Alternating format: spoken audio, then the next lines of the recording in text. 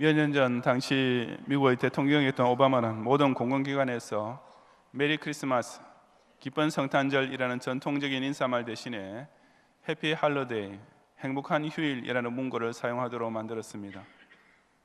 이슬람 교도인 그는 메리 크리스마스라는 말을 쓰는 것이 종교적 차별이 된다고 주장하면서 그런 어처구니없는 짓을 저질러 놓았던 것입니다.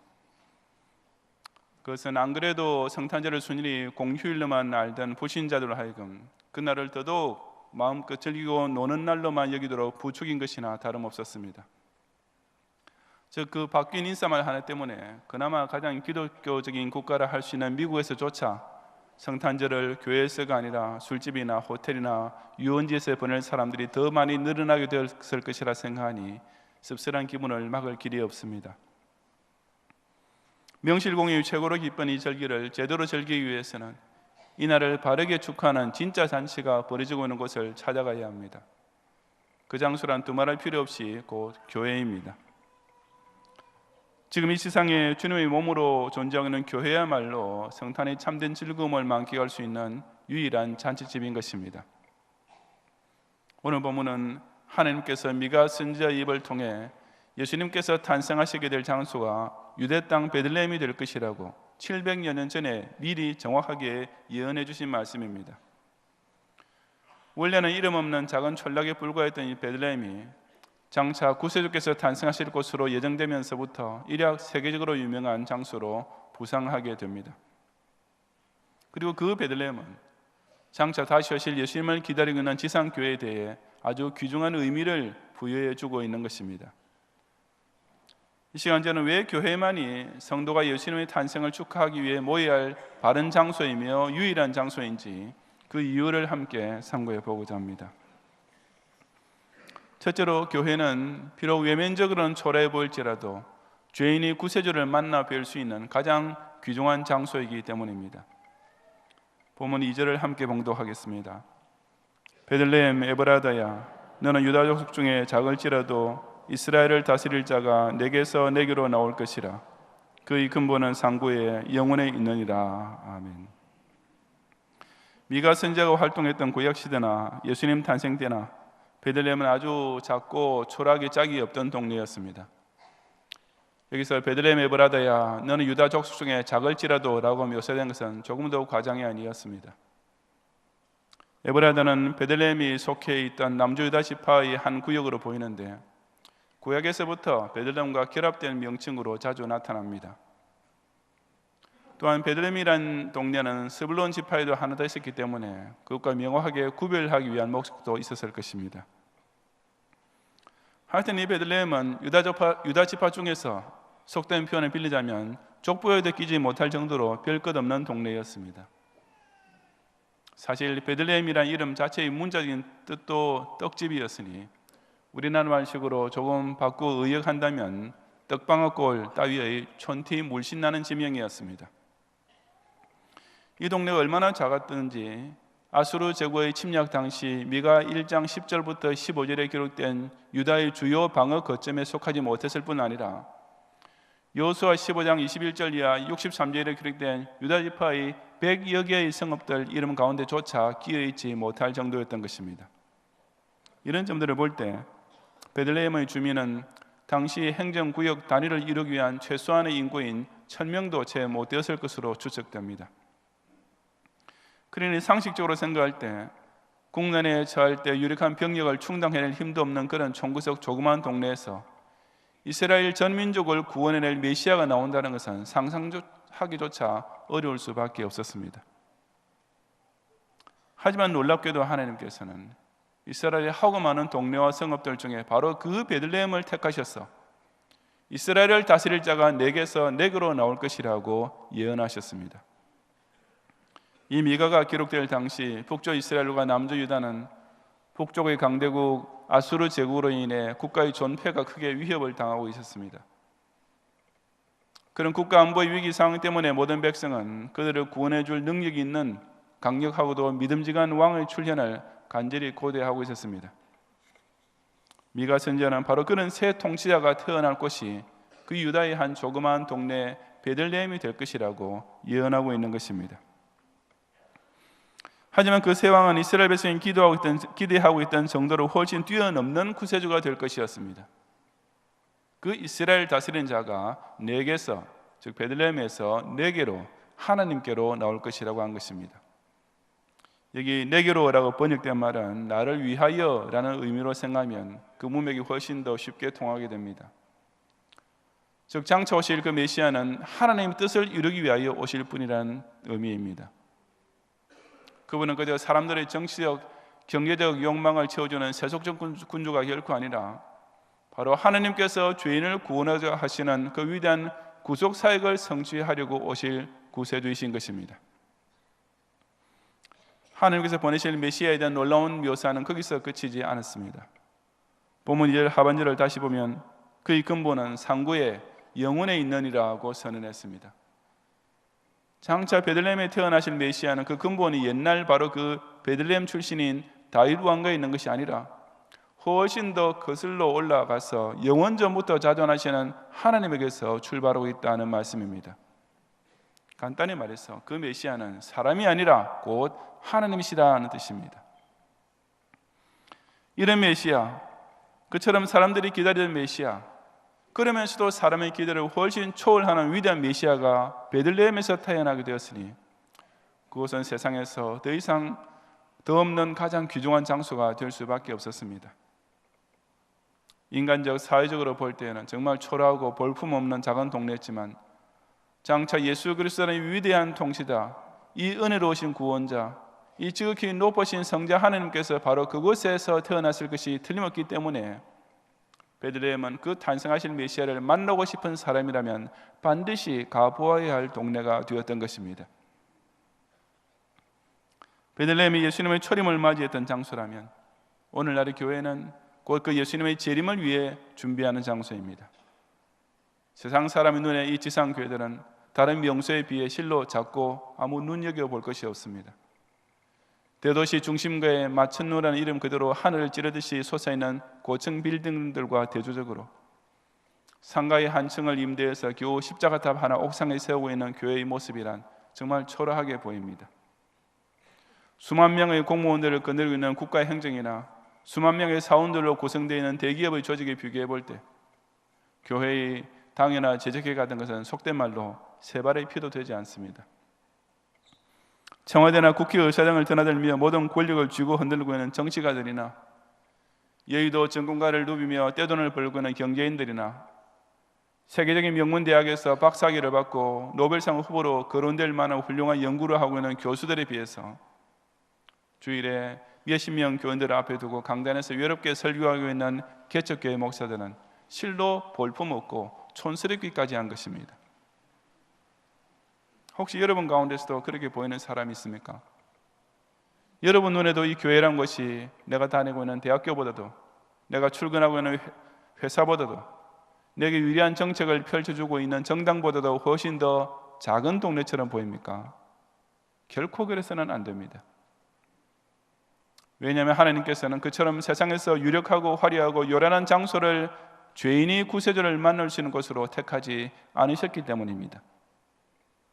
그 대신 대다수 사람의 눈에는 이 거대한 현대사회 속에서 아무 존재감 없어 보이는 이 고도의 과학기술 문명을 자랑하는 사회에 비해 정말 뒤떨어진 구식으로만 보이는 교회를 그런 영광스러운 장소로 택정해 놓으셨습니다. 그래서 초림하신 예수님을 이 지상교회를 통해 구세주로 영접한 성도들만 장차 그리스도께서 재림하실 때 저 우주적 교회 안에 다 같이 모여서 그 영광의 주님을 공중에서 영접하게 되는 것입니다. 그러니 우리가 예수님 탄생을 다른 어떤 더 좋은 장소에서 축하할 수 있겠으며 예수님의 재림을 다른 그 어디에서 기다릴 수 있겠습니까? 이처럼 베들레헴에 하나님 뜻을 이루기 위하여 오셔서 죄인 구원이라는 위대한 역사를 성취하신 구세주 예수님의 탄생을 그분의 몸된 교회에 모여 기쁘게 맞이하는 가운데 그 근본이 상구와 영원이신 성자 하나님을 친히 만나 뵙게 될 마지막 날 또한 더 교회 중심의 삶으로서 예비하는 성도들이 되시기를 바랍니다. 둘째로 교회는 비록 현실적으로는 고난 중에 있다 하더라도 택자의 영광스러운 미래가 약속된 가장 복스러운 장소이기 때문입니다. 3절을 함께 봉독하겠습니다. 그러므로 여인이 해산하기까지 그들을 붙여 두시겠고 그 후에는 그 형제 가운데 남은 자가 이스라엘 자손에게로 돌아오리니. 아멘. 우선 여기서 그들을 붙여 두시겠고 라고 번역되어 있는 말은 하나님께서 그들을 내버려 두시겠고 혹은 하나님께서 그들을 원수의 손에 맡겨 두시겠고 라는 뜻입니다. 즉 비록 베들레헴이 장차 메시아가 탄생하실 곳으로 예언되긴 했지만 이스라엘 백성이 아수르 제국으로부터 고통당하고 있는 당면 문제는 당분간 계속될 것이라고 하신 것입니다. 그 앞에 있는 여인이 해산하기까지라는 말씀은 두 가지 의미로 해석될 수 있는데, 하나는 메시아를 잉태한 여인이 그 아기를 낳기까지라는 뜻으로 보는 것이고, 또 다른 해석은 그 임산한 여인을 메시아를 탄생시키게 될 이스라엘 공동체로 보는 것입니다. 즉 여인이 해산하기까지는 어쩔 수 없이 긴 상고를 겪어야 하는 것처럼 이스라엘 민족도 메시아가 올 때까지 아직은 좀 더 참고 인내해야 할 기간이 남아있다는 뜻입니다. 이 둘 중에 대체로 전제 해석이 더 많은 지지를 받고 있지만 사실 둘 중 그 어떤 쪽을 취하더라도 메시아가 탄생할 때까지 이스라엘은 아직 고난의 과정을 통과해야 한다라는 전체 문맥에는 아무 변함이 없습니다. 그처럼 베들레헴 그리고 온 이스라엘 백성에게 지금 당장은 아수르 제국의 침략이라는 현실적인 어려움이 여전히 남아있지만 그 미래는 실로 영광스러운 것이 될 것이었습니다. 3절 하반절에 그 후에는 그의 형제 가운데 남은 자가 이스라엘 자손에게로 돌아오리니 라고 약속하신 말씀이 바로 그것이었습니다.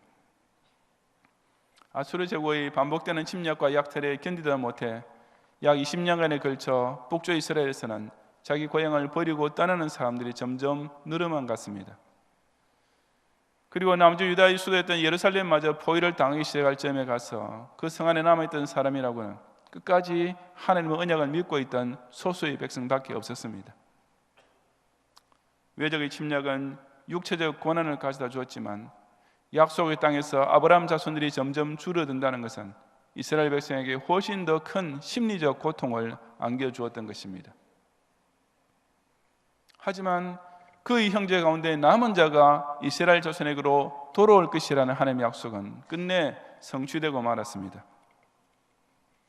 그것은 현실적으로는 나중에 바벨론에서 포로 해방을 받고 유다 백성들이 고국으로 돌아오게 됨으로써 이루어졌지만 더 나아가 영적으로 볼 때 예수님 탄생으로 인하여 그리스도 안에 형제 자매된 성도들이 교회를 중심으로 모이게 됨으로써 완전히 성취되었습니다. 이것은 그의 형제, his brethren 이라는 말에서도 나타납니다. 국가를 뜻할 때는 딸 이스라엘이라는 표현에서 볼 수 있듯이 보통 여성형으로 쓰기 때문에 이 그의 형제란 이스라엘의 형제란 뜻은 아닙니다. 그렇다면 이 말은 바로 앞의 문맥과 연결시켜 볼 때 메시아의 형제라는 뜻으로 보는 것이 타당합니다. 그뿐 아니라 이스라엘 자손에게로 unto the sons of Israel이라고 번역된 말도 그 전치사의 용도를 엄격히 따져보면 이스라엘 자손과 함께 together with the sons of Israel이라고 번역하는 것이 더 정확합니다.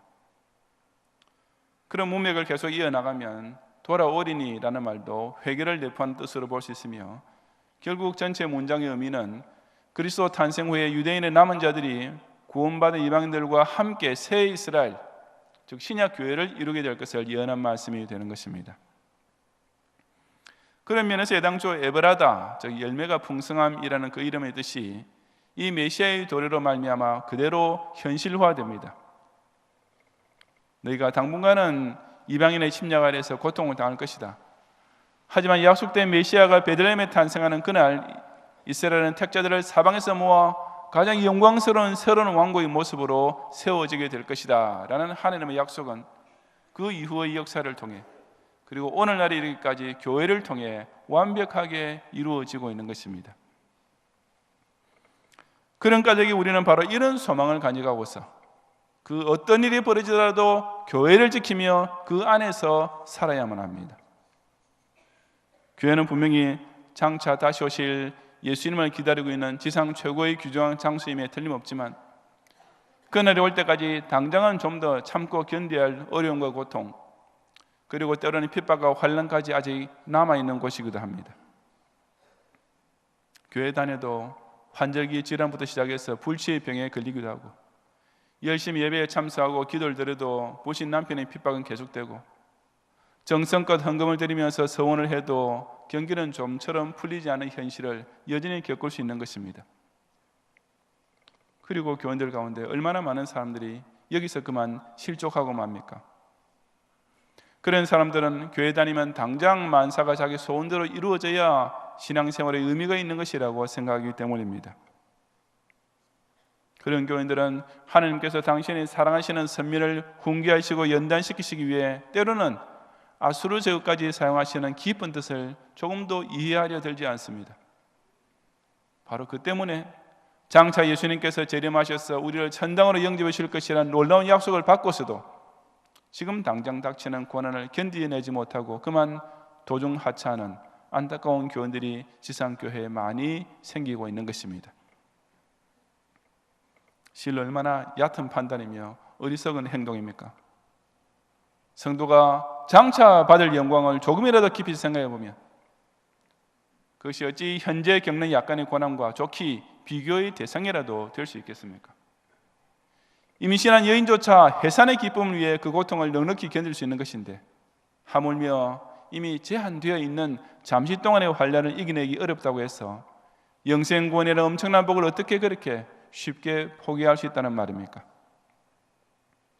저와 여러분은 이 세상에서 그리고 자신의 인생에서 그 어떤 일이 벌어지더라도 이 교회만큼은 절대로 떠나지 말아야 합니다.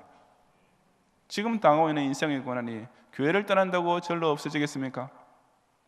지금 나를 괴롭히고 있는 그 어려움을 교회 아닌 다른 곳에서 해결받을 길이 있겠습니까? 그런 모든 문제는 오히려 자신이 교회 안에 꼭 남아있어야만 하늘로부터 위로와 도우심을 받아 풀릴 길이 열리는 것입니다. 내 인생이 엉망진창이 될수록 오히려 성도는 더 교회 중심으로 살아야 합니다. 지구온난화가 가속되고 자원이 고갈되며 인종 분쟁이 날카롭게 대립하고 처체의 기근과 지진이 연이어질수록 기독 신자는 더더욱 교회에 모이기를 힘써야만 합니다. 왜냐하면 현재의 비참한 인생을 벗어나 그리스도 안에 세상의 기쁨을 맛볼 수 있는 곳, 장망성에 종됐던 삶을 회개하고 주님 품으로 돌아와 안길 수 있는 곳은 교회밖에 없기 때문입니다. 금세 고난이 가중되고 심화될수록 하나님께서 그의 형제의 남은 자를 모아주시는 이 언약의 방주 안에 모여서 죄인 대속을 위해 초림하신 예수님께서 이제 택하신 선민을 의인의 회중에 영원히 들게 하실 그 영광의 날을 더욱 소망하며 기다리는 성도들이 되시기를 바랍니다. 성도 여러분, 하나님께서는 이스라엘 백성에게 베들레헴 에브라다를 통해 이스라엘을 다스릴 자가 나올 것이라는 실로 놀라운 예언, 은혜로운 약속을 선포해 주셨습니다. 베들레헴은 순전히 그처럼 장초하실 메시아께서 탄생하실 장소가 된 까닭에 유다에서뿐 아니라 세계적으로 이약 최고의 영적 명소가 되었습니다. 메시아를 모시게 된 베들레헴은 더 이상 작은 떡방울골에 불과한 동네일 수가 없었습니다. 메시아께서 성취하실 약속을 담게 된 에브라다는 영원히 고통 중에 사는 동네로 끝날 수가 없었고 많은 열매를 맺는 축복의 고장이 되고야 말았던 것입니다. 오늘날 저와 여러분이 모여 예배드리는 교회가 바로 그런 베들레헴 에브라다가 아니겠습니까? 장차 다시 오실 예수님을 철석같이 믿고 기다리고 있는 이 교회는 가장 신비한 지혜를 소유하고 있으며 고상하게 견줄 상대가 없는 영적 문화를 누리고 있으며 하나님과 교통하는 최고 수준의 상류 사회가 형성되어 있는 곳입니다. 십자가 구원의 역사를 믿는 신앙이 고백되고 재림과 육체 부활과 영생 구원의 소망을 보배처럼 간직하고 있는 이 교회는 실로 사망이나 생명이나 천사들이나 권세자들이나 현재일이나 장래일이나 능력이나 높음이나 기쁨이나 다른 어떤 피조물이라도 결코 넘어뜨릴 수 없으며 무엇보다 하늘과 땅조차 흔들리게 된 그 마지막 날에 홀로 우뚝 서 있게 될 유일한 도피성인 것입니다. 그러니 예수님 탄생을 제대로 즐길 수 있는 잔치집은 이 세상에서 오직 교회밖에 없습니다. 예수님의 초림의 소식과 재림의 약속을 선포해 주는 교회, 그리스도를 왕중의 왕으로 모시는 가운데 금세의 복을 나누고 내세의 영생에 함께 들어야 될 교회, 올해의 성탄도 이처럼 소중하고 복스러운 베들레헴 에베라드를 중심으로 더 기뻐하며 함께 감사드리는 성도들이 되시기를 주님의 이름으로 축원합니다.